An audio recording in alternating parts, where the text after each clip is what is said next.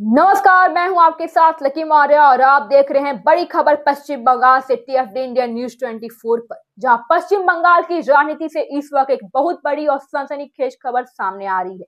राज्य के मुख्यमंत्री ममता बनर्जी और उनकी राजनीतिक रणनीति तैयार करने वाली संस्था आईपीए और कोयला तस्करी मामला तीनों ही अब एक ही जांच के दायरे में नजर आते हुए दिख रहे हैं। प्रवर्तन निदेशालय यानी ईडी ने अपनी जांच की रफ्तार तेज कर दी है और संकेत भी साफ है कि आने वाले दिनों में राजनीतिक भूचाल भी आ सकता है। बुधवार को कोलकाता में ईडी के निदेशक राहुल नवीन की मौजूदगी में एक उच्च स्तरीय समीक्षा बैठक हुई। इस बैठक के बाद जो संकेत मिले वो तृणमूल कांग्रेस और आईपीए दोनों के लिए चिंता बढ़ाने वाले हैं। सूत्रों के मुताबिक ईडी अब आईपीए के प्रमुख प्रतीक जैन को पूछताछ के लिए समन भेजने की तैयारी में है। इस पूरे मामले में सबसे चौंकाने वाला आरोप सीधे मुख्यमंत्री ममता बनर्जी पर लगा है, जिसमें ईडी का दावा भी है कि उसके पास वीडियो फुटेज भी मौजूद है, जिनमें से 8 जनवरी को मुख्यमंत्री ममता बनर्जी और राज्य सरकार के कुछ आधिकारिक आईपीए के दफ्तर से अहम दस्तावेज और डिजिटल उपकरण ले जाते हुए दिखाई भी दे रहे हैं, जिनमें यह भी नहीं बोला गया है कि ये उसी दिन नहीं था जिसमें ईडी आईपीए के कार्यालय में तलाशी अभियान भी चलाई रही थी। ईडी सूत्रों के अनुसार यह मामला सिर्फ कोयला तस्करी तक सीमित नहीं रहेगा। अब एजेंसी सबूत मिटाने और जांच में बाधा डालने को लेकर भी अलग से आपराधिक मामला दर्ज करने की भी तैयारी कर रही है। अगर ऐसा होता भी है तो यह पहली बार होगा जब किसी मौजूदा मुख्यमंत्री पर जांच एजेंसी सीधे साक्ष्य नष्ट करने का आरोप लगाएगी। पूरा मामला क्या है, आइए आपको पूरा मामला हम आपको समझाते हैं। ईडी की जांच का मूल केंद्र पश्चिम बंगाल का कोयला तस्करी और घोटाला और जिससे जुड़ा हुआ मनी लॉन्ड्रिंग नेटवर्क है। एजेंसी का दावा है कि अवैध कोयला खनन और तस्करी से कमाए गए करोड़ों रुपए हवाला के जरिए आईपीए तक पहुंचाए गए हैं। ईडी पहले ही कई हवाला ऑपरेटर से पूछताछ भी कर चुकी है, जिनमें इन ऑपरेटर्स ने लेन देन की पुष्टि भी की है।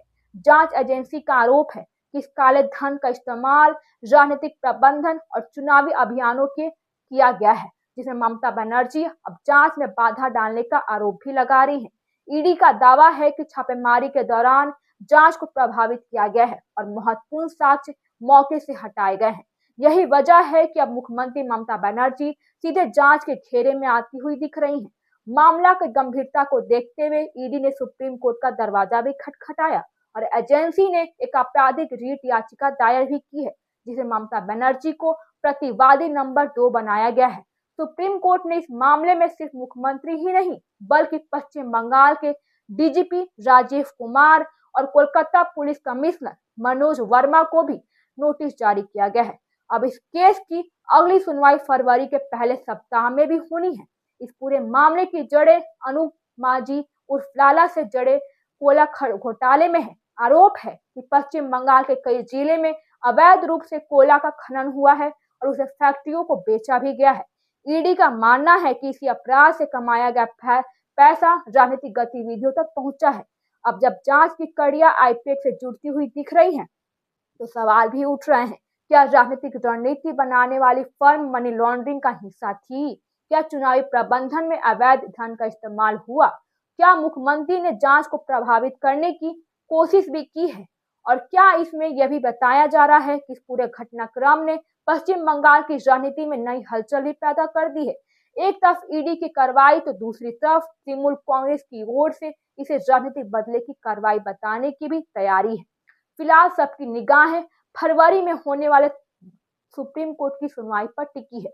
यही तय करेगा कि यह मामला किस दिशा में जाएगा और कानूनी मोड़ लेगा या राजनीतिक टकराव और भी तेज होगा। फिलहाल अभी के लिए बस इतना ही। मैं हूं आपके साथ लकी मौर्य। टीएफडी इंडिया न्यूज 24 पर हमारे चैनल को सब्सक्राइब कीजिए और शेयर कीजिए।